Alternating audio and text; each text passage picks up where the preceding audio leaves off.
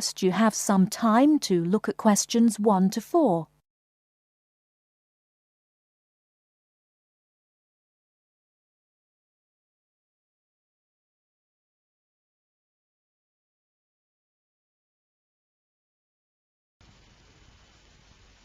Right, everyone, my name is Kathy Smith. I'd like to give you a brief introduction about the library system. Every good student should learn how to use the library. If you have to do a research project, the library is the place to go to for information. Libraries contain books and periodicals, magazines and newspapers on many different subjects. To find the information you need, you must know how to use the library. All libraries are organised in much the same way. Every library houses a collection of books. Many libraries also have periodicals, films and records. All the books in a library can be classified under 2 main categories, fiction and non-fiction. Books of fiction contain stories that were made up by the author. Books of non-fiction contain factual material. When doing research, you use non-fiction books because you are looking for factual information. All the fictional books in a library are grouped in one section. They are arranged alphabetically by the last name of the author. Many libraries also label the spines of all books of fiction with the letters FIC or F. All libraries have a system for organising and classifying non-fiction books. The most widely used system is the Dewey Decimal System. It was designed by an American librarian named Melvin Dewey. It is called a decimal system because it divides all non-fiction books into 10 major categories. These are further divided into subdivisions. Before you hear the rest of the conversation, you have some time to look at questions 5 to 10.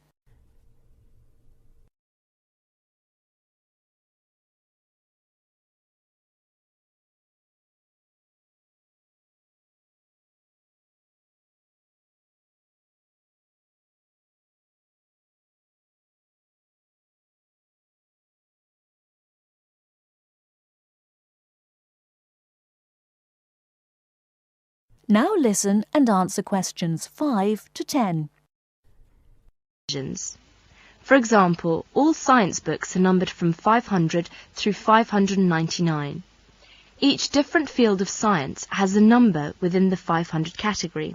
For example, astronomy is 520 and chemistry is 540. The Dewey Decimal System provides a category for every type of non-fiction book. The best way to locate a book in the library is to use the card catalogue. The card catalogue is an index of all the books in the library. Information about a book is listed on cards. All the cards are filed alphabetically and stored in drawers in large cabinets. The card catalogue can help you locate a particular book, a book on a certain subject, or a book by a particular author. In the card catalogue, each book has 3 cards, an author card, a title card and a subject card. The author card is alphabetized under the author's name. The title card is filed alphabetically according to the title of the book. The subject card is filed alphabetically under the name of the subject of the book. In many university libraries, they use their own Biblitus cataloguing system or the microfiche system. Both of them list publications under author and title, and both are very easy to use. Now let us see the reference books. We all know that reference books make up an important part of a library's non-fiction books collection. They contain facts and information about any subject you can think of. Reference books are not meant to be read from cover to cover. You should use them when you want important facts and information about a particular subject. Let's see some major types of reference books. First, dictionaries. Dictionaries are books that list and give the meanings of the words in a language. They also give the pronunciation of words in a dictionary which are listed alphabetically. Second is encyclopedias. Encyclopedias are reference books that provide factual information about people, events, places and subjects of lasting interest. Each article is written by a specialist on the topic being discussed. An encyclopedia usually consists of a number of books arranged in a set. The volumes are arranged in alphabetical order according to the topic of each article.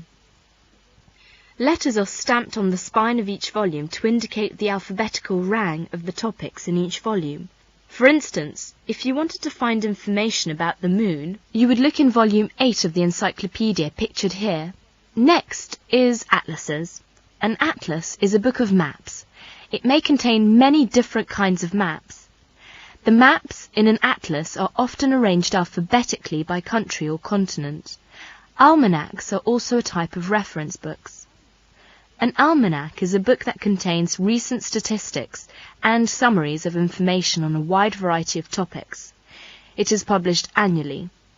Information is listed alphabetically by subject. Indexes are alphabetical lists of names, titles and subjects that tell where information about each can be found in other publications. For example, the Reader's Guide to Periodical Literature can help you find magazine articles that have been published about a particular subject. It will give you the names of publications that have carried articles about the subject, the dates and volume numbers of the particular issue in which the articles appeared. You should be aware that reference books may not be taken out of the library under any circumstances. They are used only in the library. That is the end of part 1. You now have half a minute to check your answers.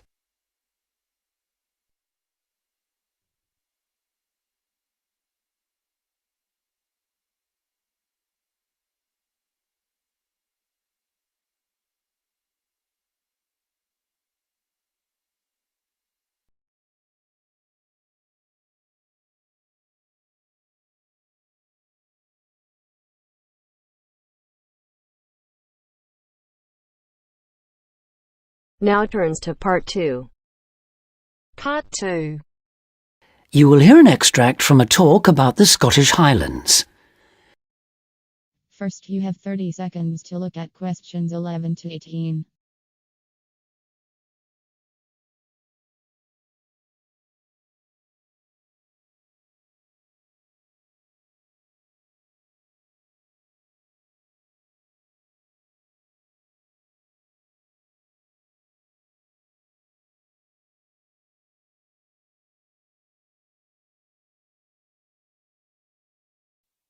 Today I have with me Moira Mackenzie, the author of several books in a well-known series of travel guides, and she'll be talking about what is probably the most fascinating wildlife area in Europe, the Scottish Highlands. Moira. Yes, that's right. And it's a wonderful place to visit with lots to do in an area that makes up over half of Scotland. Including the 790 islands that lie scattered around the coast, it covers 39,000 square kilometres. Getting there is easy. From here in Glasgow, a good starting point is Fort William on the west coast, with regular bus and rail services linking the two. I'd recommend the train, which takes 4 hours to get there. Alternatively, you can take the Highland Line, which takes the more easterly route up to Inverness. That, in fact, is a bit quicker, taking around 3.5 hours to cover the 280 kilometres from here. There are also two main options by road. You can take either the A9 up through Stirling and Perth and then on to Inverness, or else on the west there's the A82 which runs up to Fort William and then, if you want, on to Inverness. Now, a lot of people associate the Highlands with bitterly cold weather, but in fact the region has a generally mild climate as a result of being surrounded on 3 sides by sea, particularly the warm waters of the Atlantic. At sea level in the west, for instance, the temperature ranges on average from a minimum of 1 degree centigrade in January up to 18 in July, and you can actually see palm trees growing there. Obviously, though, the temperatures will be lower inland and on higher ground. You can expect it to rain a lot too, particularly in the west, where annually as much as 2,000 millimetres regularly falls, though this helps account for the rich variety of vegetation and wildlife. When you get there, you'll find there are plenty of reasonably priced places to stay. In Fort William, for instance, you can find a room for the night in a small hotel or a bed and breakfast for just £25, or for £28 to £30 in Inverness. It's probably a good idea to book ahead though, especially in the summer months. With all the leisure, sports and cultural activities on offer, the towns are becoming increasingly popular with visitors.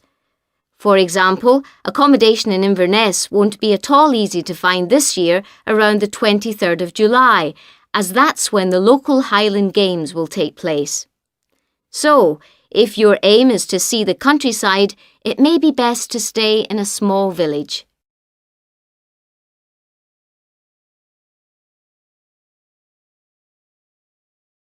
Now you have some time to look at questions 19 and 20.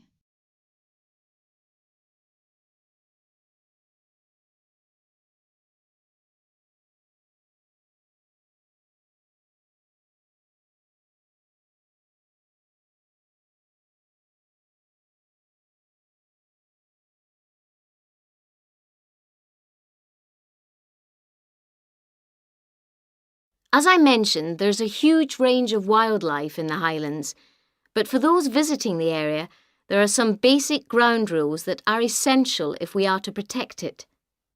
Firstly, you should make every effort not to disturb birds and animals, and one way of doing this is to blend in with your surroundings, for instance by avoiding brightly coloured garments such as orange anoraks. To see wildlife clearly, it's best to use binoculars, keeping your distance. This is particularly important during the breeding season. Wherever possible, use a hide so that they are less likely to detect your presence. Surprising though it may seem, visitors are advised to use their cars where no purpose-built hides are available, as people are apparently less likely to startle animals if they stay inside their vehicles. You may even find that creatures come up close to where you're parked, in which case, wait until they've gone before you move off. It should really go without saying that it's essential to be as quiet as possible, though sadly some people need reminding of this. Oh, and one other thing. Wild animals and pets don't mix, so please leave your dog at home, or at least somewhere he or she can't chase the wildlife or damage their habitat.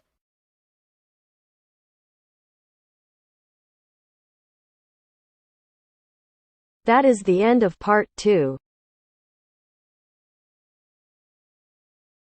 You now have half a minute to check your answers.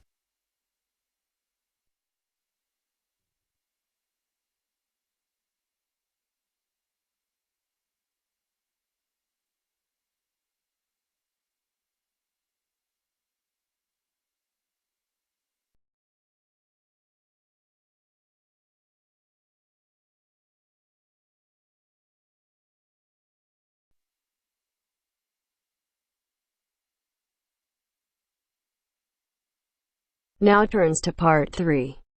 Part 3. You will hear a conversation between Caesar and a welfare officer. As you listen, answer questions 11 to 20.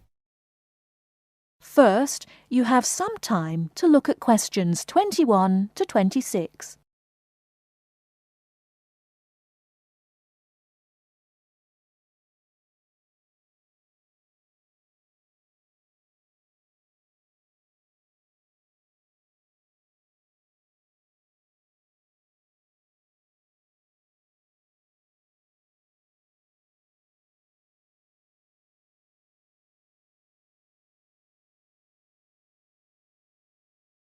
Now listen carefully and answer questions 21 to 26. Good afternoon. My name's 𝙃𝙚𝙧𝙚𝙚. Hello, I'm Wendy, one of the welfare officers. Can I help you? Yes, I have to move out of my accommodation in 2 weeks, and I can't find anywhere else to live. Okay, I'll need to know some details about your current situation. I'm an overseas student from the Philippines. The college gave me a temporary room for 1 month. I can't find anywhere else, and I have no money. Have you told the college about your position, or asked them to let you stay longer in your accommodation? No, not yet. I didn't think that would be possible. Well, we can contact the accommodation service on your behalf to see if they'll let you stay a little longer, until you can find an alternative. Thank you. But I'm not sure that I can find another place, as they all ask for money before moving in, and I don't have any. Yes, it is usual in this country for landlords to ask for up to a month's rent in advance. Don't you have any money at all? Hardly any. I'm waiting for my grant cheque to be sent from the Philippines at the moment. It should have been here for me to collect when I arrived in Britain, but it seems to have been lost. You can apply for emergency loan from the union if you want. The loan can be for up to £200, and we ask for a post-dated cheque for the same amount to be given to us, so that we can recover the money once you receive your grant cheque. That would be very good.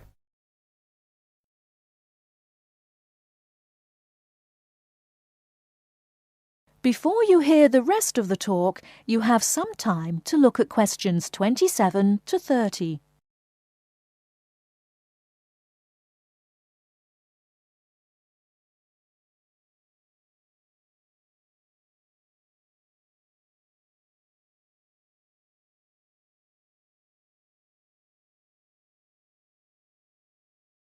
Now listen and answer questions 27 to 30. I'll apply, but I'm still worried about how to find new accommodation. As I said earlier, we can ask the college to extend the time you're allowed to stay in your present accommodation. They may refuse, of course. Then what will happen? If the worst comes to the worst, the union may be able to provide some very short-term emergency accommodation. If you want me to, I'll contact 1 or 2 of the addresses on the notice board and arrange for you to visit them. But what if they ask me for the rent in advance? I only have £90 left, and I need that for food and books. It'll be all right. By the time they actually need the money, we'll have your emergency loan ready. Just fill in this application form and write me a cheque for £200, please, payable to the student union. Right, I'll do that. Thank you very much for your help. I'm feeling more optimistic now.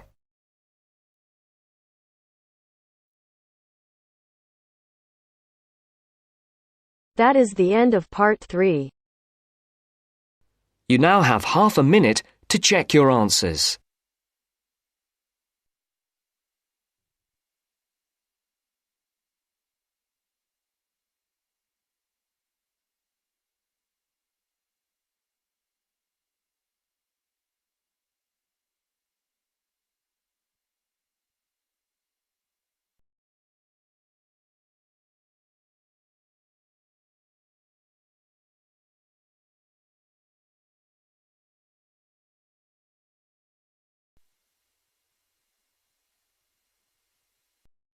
Now turns to part 4.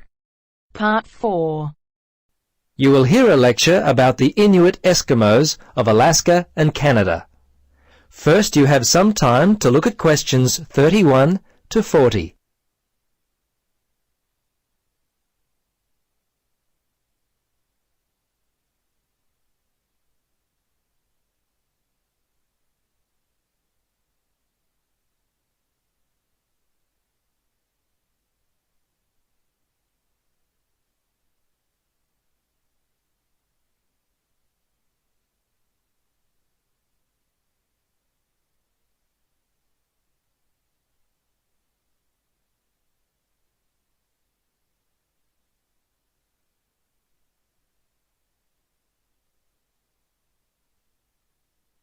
Now listen and answer questions 31 to 40. Good afternoon.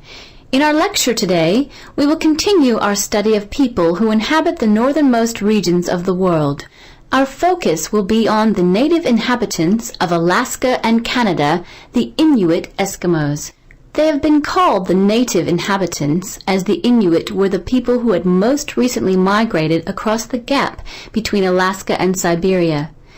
Distinctly Asian in origin, the Inuit, which is literally translated the people in their native language, developed their civilization in what is now the Bering Sea region about 1,000 years ago. Their culture spread eastward and is called the Thule culture, after the place in northern Greenland where archaeologists first discovered it.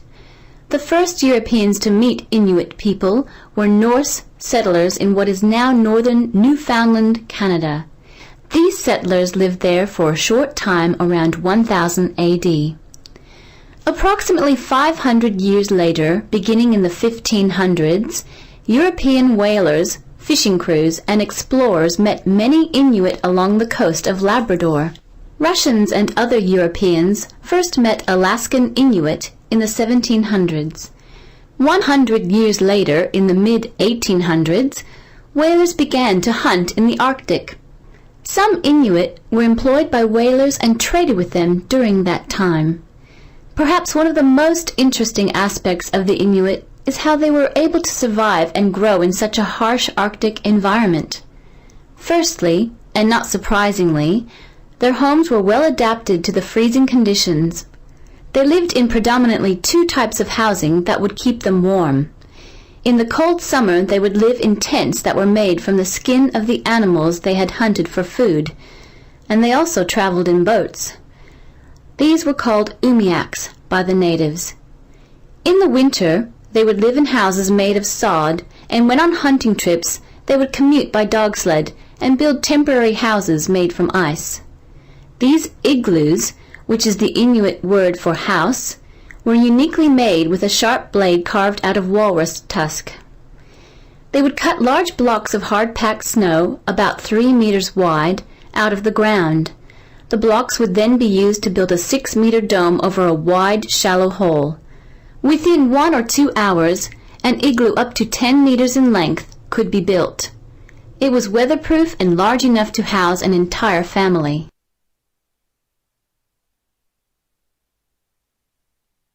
Very early in their history, they managed to develop the technology to hunt the huge bowhead whale, which was the staple food source for them at that time.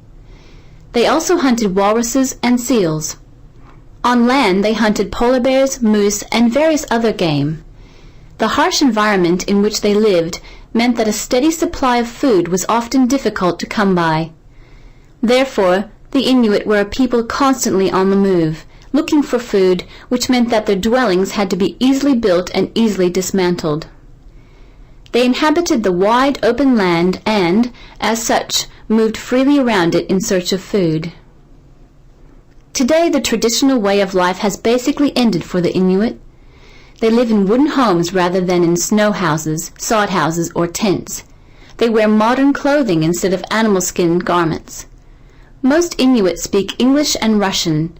Some speak Danish, while fewer still continue to hold on to their cultural roots by passing on to the younger generation their native language. The kayak and umiak, their principal means of travel, have given way to the motorboat, and the snowmobile has replaced the dog team. The combined percentage of the Inuit population in Alaska and Canada stands at 63%, the latter being 29% and the former around 34%. Some Alaskan Inuit live in towns and cities, but the majority live in small settlements and hunt and fish for most of their food. Most of those in Canada live in towns and housing provided by. That is the end of part 4. You now have half a minute to check your answers.